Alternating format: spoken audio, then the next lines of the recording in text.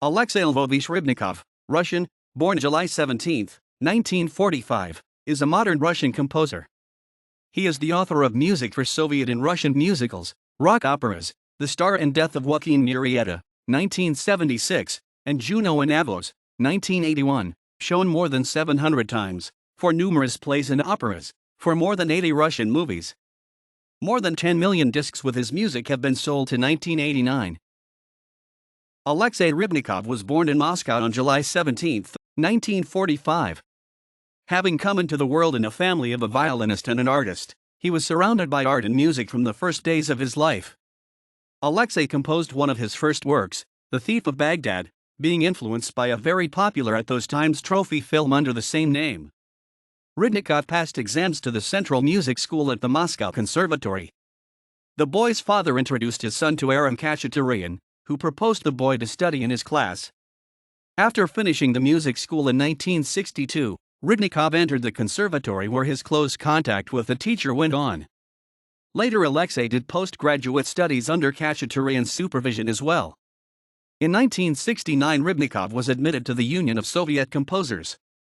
After that, during several years Alexey was teaching at the chair of theoretical disciplines and assisted in the class of Khachaturian. But then Alexey left teaching.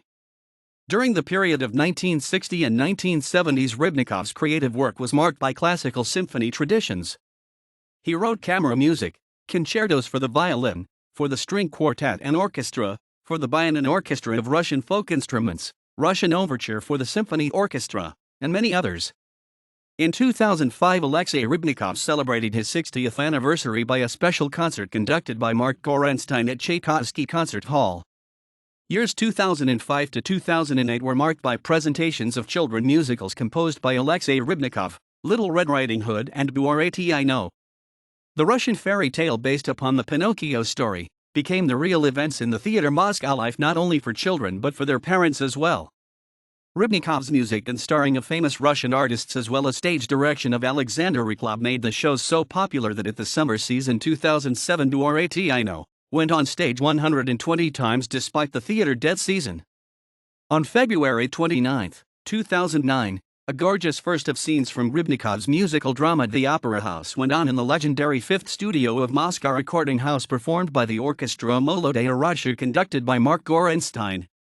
In 2009, after an invitation by Pierre Cardin for participation in Lacoste Festival, Alexey Rybnikov created the author version of the Juno and Avos rock opera. The first was really remarkable on July 3, 2009. Since then the new version is performed at the best venues of Russia and abroad, at theaters, concert halls and festivals. In the autumn 2012, the Theater of Alexey Rybnikov presented at the theater venue of Moscow Music Hall the special show including scenes from the most famous theater performances composed by Rybnikov in movie soundtracks. The first became the official presentation of the new work of Rybnikov's musical art, live pictures of the time of Alexander I and Napoleon Bonaparte based upon the novel War and Peace by the Count Lev Tolstoy. In 2013 Rybnikov is planning to produce the whole show as well as the new version of the liturgy and of Joaquin. The entire life of Alexey Rybnikov is associated with music. But music is not the only field of activity, he has been contributing to some public projects. He takes an active part in the sessions of the board, promoting cultural and social programs, has found his theater. Rybnikov is a president of the National Festival The Musical Heart of the Theater and Russian Family Festival Arburetino.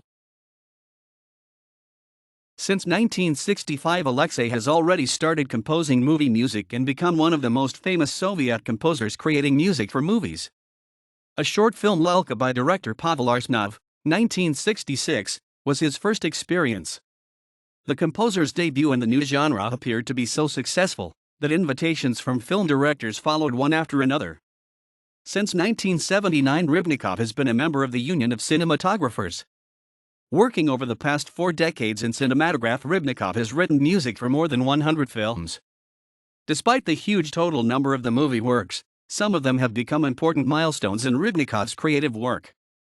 Among them there are soundtracks to such movies as The Treasure Island, 1971, by director Eugene Friedman. A Great Space Voyage, 1975, by director Valentin Selivanov. The Adventures of Buratino, 1975, and About the Little Red Riding Hood. The continuation of the old fairy tale, 1977, by director Leonid Nechayev. After showing of the movie about Buratino, a musical album was released. No sooner had the records gone on sale as they were bought in a moment. 1 million of vinyl discs were sold out for just a year. Mustache Nanny, 1977, by director Vladimir Gramatikov. You Couldn't Dream Of, 1981, by director Ilya Frez. The Very Same Munchausen, 1981, by Mark Zakharov. Chance, 1984, by Alexander Mayrov. Hello, Can You Hear Us? 1990, is a picture by a Latvian director-documentalist Yuri Podnieks. It produced an effect of an exploded bomb with its straightness and the truth about the modern world. The film won the Golden Lion at the festival in Venice in 1991. Children from the Abyss, 2000, by director Pavel Chukhray. Starred by director Nikolai Lebedev is the movie that brought to the composer all possible home awards for music and cinema and also the National Prize of the Russian Federation. Anderson by Eldar Ryazanov. Rabbit Over the Abyss by Tigran Kiasayan. TV series The Case of the Dead Souls by Pavel Loungin. Wolfhound, 2006, by Lebedev. 1612 by Vladimir Kodanenko and others. Rock opera The Star and Death of Joaquin Murieta with a libretto by Pavel Grushko, telling a story about life, struggle, and death of the legendary Chilean hero became the composition that opened a new theatrical era in Rybnikov's life. The Star rose on Lincoln Stage in 1976. Its director was Mark Zakharov, who had offered this project to Rybnikov. On one hand, musical innovation, strength, and conviction of the young composer, his subtle perception of alien melodic culture, and bringing the world of rock music with its hard rhythms to the home drama stage provoked a prolonged reject from censors. The performance had been banned 11 times for political reasons. Finally it was released. On the other hand, it beat all the records of popularity and recognition at once. In 1977, Melody Record Company issued a double album of The Star and Death that won the first place in a hit parade of the best recordings. Opera Mystery Avos, 1979, known to the general public as Juno and Avos, was his next work. It has united central, basic elements of Rybnikov's musical mentality, Russian sacred music, national folklore, genres of mass city music and figurative, ideological, and aesthetic priorities of the musician, the idea of expiation of sins by the man, his misdeeds, and taking a responsibility, salvation in the God's love and remission, consciousness of the divine mercy and praising of the Most High.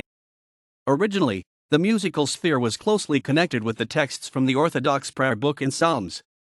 Later, the poem Avos, written by a Russian poet Andrei Voznesensky, as well as his lyrics, gave a vigorous emotional stimulus to a musician. Since then, libretto of the opera has contained both the holy and secular sources. Juno and Avos in Lincoln, premiered in 1981, is different because it hasn't got quite the same plot. Like the previous performance, The Star and Death of Joaquin Murieta, Juno and Avos by Zakharov was born to become a manifest. It is a proclamation of independent thoughts. It is an original understanding of Western standards of rock opera genre. Zakharov's attempt to make the performance with less religious meaning, with more rock sound, has been better both for the theater and the play in its new version, not original, not Rybnikov's one. Though, obviously, it's another dramatic piece, not the composer's. The accents have been shifted. In the center there is no more a suffering man with his confusion, pain, search for himself, his soul, but a love story. Rybnikov's third musical scenic composition, The Liturgy of the Heathens, was created during almost 10 years. It includes lyrics and poems by Renaissance poets, by Russian writers and poets of the Silver Age, prophecy, and afflatus about the approaching doomsday. The opera was staged in a chamber hall of Alexey Rybnikov's theater in 1992. Fifth Symphony, The Resurrection of the Dead. It premiered in spring of 2005. Rybnikov creates a picture coming alive in imagination by vocal symphony means. Successively it throws into desperation, the first part, Resurrection of the Dead, calling them for the last judgment, grief, the second part, mourning over all the killed. In the third part there is horror in front of the power of the evil that has been aroused and defeated by the will of the Most High Judge. And the general feeling of the God's might, thrill, and joy of a premonition of eternal life at the same time as in the fourth part. Concerto Grosso for soloists and chamber orchestra, Loizo Blue and The Northern Sphinx, both recorded and performed by famous musicians. The first piece was written under the impression of the plays by Maeterlinck, Loizo Blue and Lesbian Tales, and became a musical embodiment of images, turned the classic drama of the beginning of the 20th century. And the second, The Northern Sphinx, is dedicated to the personality of the Russian Emperor, Alexander I. The historical context of the period of his reign, the beginning of the 19th century, defined the musical style of composer's work. The year 2013 is marked by the work on the stage version of the live pictures of the time of Alexander I and Napoleon Bonaparte getting the new shorter name, Modern Opera War and Peace.